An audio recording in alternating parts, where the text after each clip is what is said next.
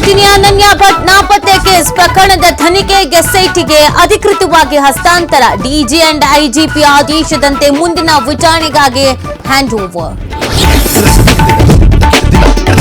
ನೇತ್ರಾವತಿ ನದಿ ತೀರದಲ್ಲಿ ಮತ್ತೆ ನಡೆಯುತ್ತಾ ಶೋಧ. ಎಫ್ಎಸ್ಎಲ್ ವರದಿಯ ಆಧಾರದಲ್ಲಿ ಕಾರ್ಯಾಚರಣೆ ಕುರಿತು ಚಿಂತನೆ. ಮತ್ತಷ್ಟು ಜಾಗ ತೋರಿಸ್ತೇನೆ ಎಂದು ಪಟ್ಟು ಹಿಡಿದ ದೂರುದಾರ. ಮಹಾರಾಷ್ಟ್ರದ ಪಶ್ಚಿಮ ಘಟ್ಟ ಬೆಳಗಾವಿಯಲ್ಲಿ ಮಳೆಯ ಆರ್ಭಟ. ಕೃಷ್ಣ ಘಟಪ್ರಭಾ ನದಿಯಿಂದ ಪ್ರವಾಹ ಆತಂಕ. ಪರಿಸ್ಥಿತಿ ಎದುರಿಸೋಕೆ ಅಲರ್ಟ್ ಆದ ಜಿಲ್ಲಾಡಳಿತ.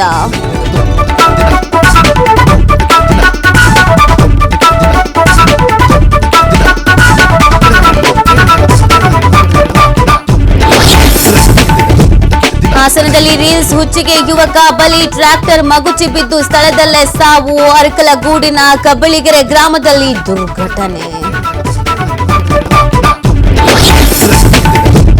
ಕೆರೆಗೆ ಕಾರು ಉರುಳಿ ಬಿದ್ದು ಮಹಿಳೆ ಸಾವು. ಕೇಸ್ ಪ್ರೀತಿ ನಿರಾಕರಿಸಿದ್ದಕ್ಕೆ ಪ್ಲಾನ್ ಮಾಡಿಕೊಳ್ಳೆ ಆರೋಪ.